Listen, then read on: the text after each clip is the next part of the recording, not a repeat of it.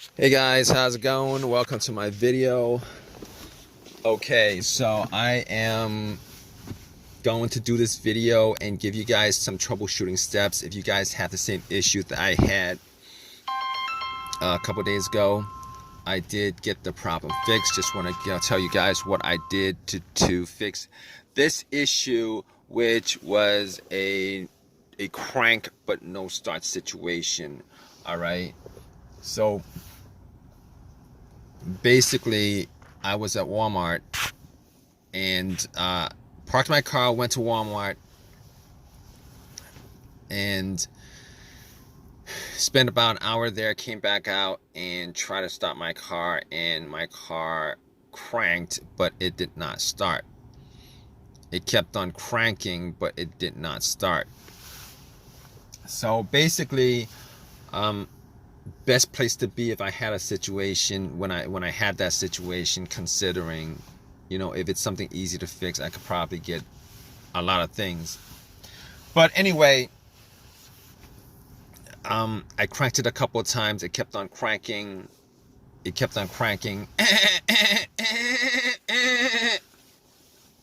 Didn't start up, didn't crank over.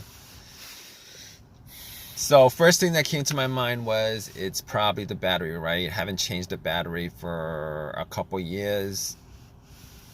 Probably the battery. I haven't actually touched the battery for a couple of years. Haven't changed it. It was, there's probably corrosion. But here's the thing about it. It was a strong crank. It wasn't a weak crank. It wasn't a slow crank. It was a strong crank.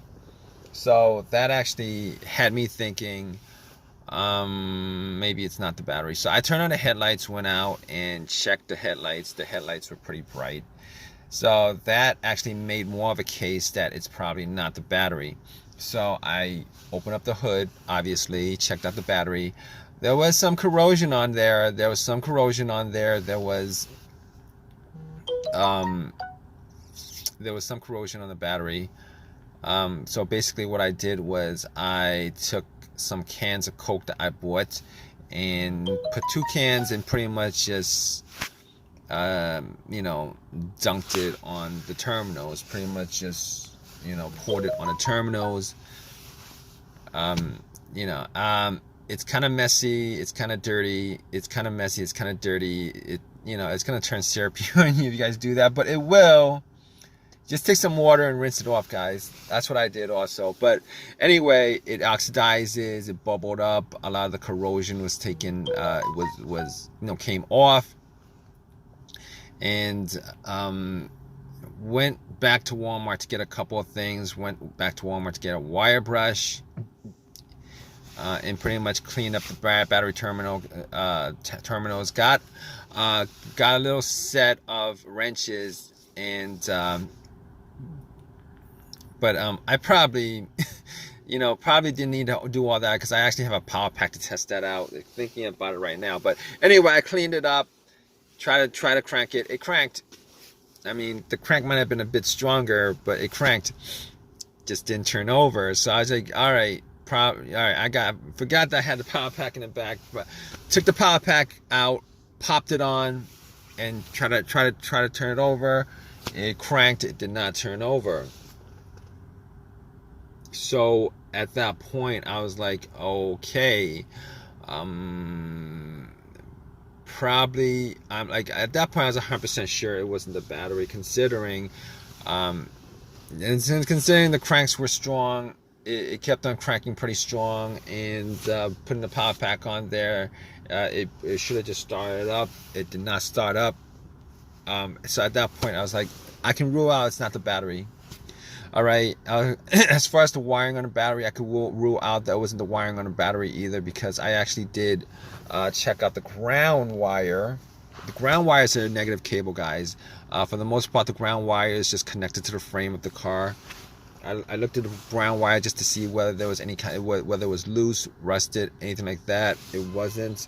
It was very tight onto the frame, connected. There was no frayed wiring or anything like that. So I was like, okay. It's not probably not the wiring, probably not this. Okay, so I'm ruling out things at that point. All right, I'm ruling out the battery, I'm ruling out the wiring, and on top of that, I ruled out the alternator. The alternator wasn't really in you know what I thought it was causing it anyway, considering you know, it cranked up pretty strong. And cranking up pretty strong means that the battery was pretty strong. And when I put the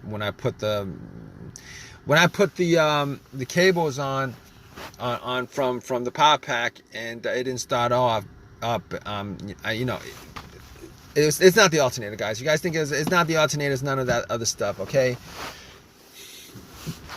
So at that point, I was like, here's the thing. As far as me, if you guys are in this situation, you guys trying to troubleshoot this whole entire thing, trying to rule out certain things. All right, here's the thing. There was no check engine light on the dash at all. No check engine light on the dash before the situation happened. I haven't had a check engine light on my dash for a while. Had some other issue, but that was a long time ago. No check engine light on the dash, okay? But I have an OBD2, and I plugged it in. And what you know, this situation could be caused by also your car's computer not registering, not connected to your car for whatever reason. Could be a fuse, a short somewhere, whatever.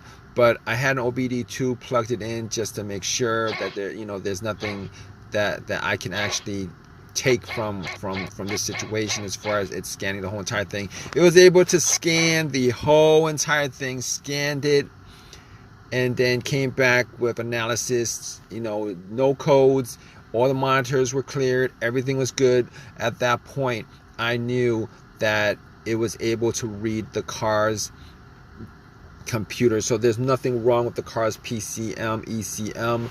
There's nothing wrong with the computer at all that's causing it. On top of that, like I said, very important whether there's a check engine light or not check engine light when it comes to troubleshooting this issue. All right, no check engine light means that you could pretty much consider that, you know, all the other stuff that could be causing it with a sensor on there is probably not causing the issue. And when I say this, I mean the mass airflow sensor, I mean the throttle position sensor, I mean the camshaft sensor, I mean the crankshaft sensor, I mean every single thing that you could possibly think of, all those things that you could possibly think of that has a sensor to it that could be causing this issue, you could pretty much just rule every one of those things out. Pretty much. Not always the case. Sometimes sensors go bad and the computer doesn't detect it, or it has a little bit of an issue and the computer doesn't connect, doesn't detect it. But in this case, ruled all those things out. Camshaft, crankshaft, position sense, throttle position sense, ruled every one of those things out. So at that point, all right, I'm down to pretty much a couple of things. Fuses, relays, the fuel pump maybe. Okay, it could be a couple other things outside of that. But we're just gonna troubleshoot little by little. So I was troubleshooting it little by little. All right, so got to the fuses, got to the relays, and pretty much what I did was could not figure out whether a fuse was blown. Did not actually smell any kind of burnt smell from it. So being as I was around at Walmart, went in and got a fuse tester, tested all the fuses. All the fuses were good. You know, all the fuses were good. There was not a single problem with the fuses. And I pretty much came to, it's either one of two things at that point that I could think of. All right, there could be a couple more things, you know, the ignition, etc. But I was down to a couple of things, and I looked at the relay, the fuel pump relay. All right, but before I did that, I was thinking it might be the fuel pump. So I was in my car, and I was trying to figure out whether I could hear hear the fuel pump whizzing, priming. All right, so if you guys don't know how to do this, essentially you would normally need two people to do this. One to listen to the fuel pump priming as the ignition is turned to the on position, not the crank position, because once you get to the crank position, you're gonna crank the car up and you're not gonna be able to hear it too well. All right, so basically, I had, it was just me there, so I was sitting in the car and I turned it onto the on position, trying to hear whether there was a whizzing sound.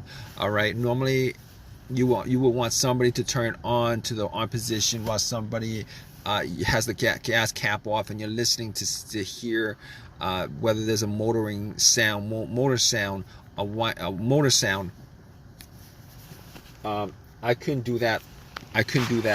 So I was listening, trying to hear it, and got to, I couldn't detect it at all. I could not detect it at all. Detect the sound at all. So at that point, I was like, oh, okay, all right, we're gonna just swap out some relays. So I looked at the fuel pump relay, and I noticed that there was another relay that was the same. I'm not sure exactly where that relay actually, what component of the car that relay was for. Popped that relay out, popped it in, popped the relays out of the fuel pump, popped that relay out, swapped it. Swapped it. Guess what? It cranked over. Easy fix. Because if it didn't crank over, I would have been sure that it was the fuel pump that was the problem, but it cranked over, guys.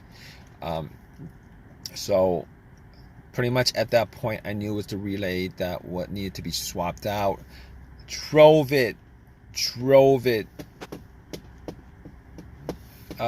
an AutoZone, got the relay, and pretty much just swapped the right one back, and threw away the bad relay, popped in a new one, and haven't had any issues since, guys. So if you guys are in this situation and you guys are looking for some troubleshooting tips on stuff like that, okay, just pretty much do what I did as far as troubleshooting each of those components. Hopefully you don't have a weird situation where it's some pretty crappy situation where it's a computer issue and the computer's not connecting to your car, which comes up every once in a while, or maybe even a fuel pump issue where you need to swap out a fuel pump, which is a lot more expensive than a relay.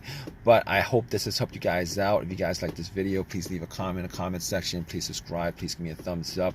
Thanks. All right, guys, take care.